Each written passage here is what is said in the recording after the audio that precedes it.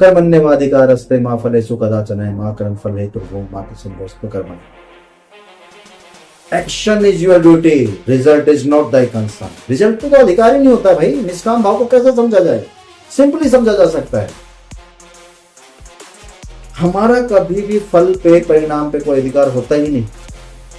Suppose कोई कर्म कर रहे हैं, अब इसका रिजल्ट क्या आएगा ये तो भविष्य में आना है ना, भविष्य पे किसी का कोई अधिकार नहीं होता है, तो उस पर तो तुम्हारा अधिकार ही नहीं है।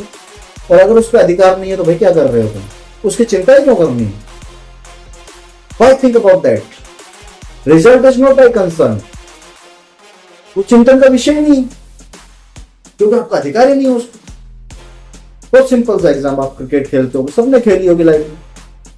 क्रिकेट में आप बैट्समैन होते हो, बॉलर होते हो, फील्डर होते हो, आप एक विकेट कीपर होते हो।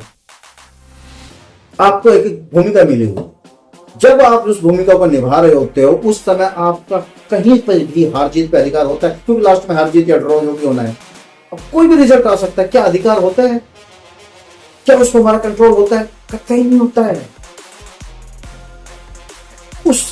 उसकी चिंता करने का मतलब। लेकिन ये क्रिकेट का एग्जांपल मैंने इसलिए उठाया कि इसको बहुत इजीली समझ में आएगा। लेकिन क्रिकेट खेलने में मजा लेते हैं, फिर हम उस समय कर क्या रहे होते हैं? फिर हम उस समय जब फील्डर हैं, बैट्समैन हैं, बॉलर हैं, अपना बेस्ट देने की कोशिश कर रहे होते हैं, खेल का मजा लेने की कोशिश कर रहे होते हैं, परिणाम की चिंता हम छोड़ ही देते हैं। इसी को तो गीता में कहा गया है, योग कर्मसु कौशलम। कर्मों में कुशलता ही योग है। कर्मों को कुशल तरीके से करो, यही योग है। तो आपका अधिकार किस पे है भाई? आपका अधिकार तो कर्मों पे है। आपका अधिकार किस पे है? बैटिंग करने पे, बॉलिंग करने पे। आपका अधिकार फील्डिंग करने पे। उसको बेस्ट करो, उसको कुशलता से करो, यही योग कर्मसु कौशलम है। हो गया काम। अब रिजल्ट जो बेस्ट करेगा बिना हार जीत की चिंता, ड्रॉ की चिंता की, उसके पक्ष में रिजल्ट भी आ जाता है। क्योंकि कर्म कुशलता से करोगे तो रिजल्ट भी पक्ष में आ जाएगा।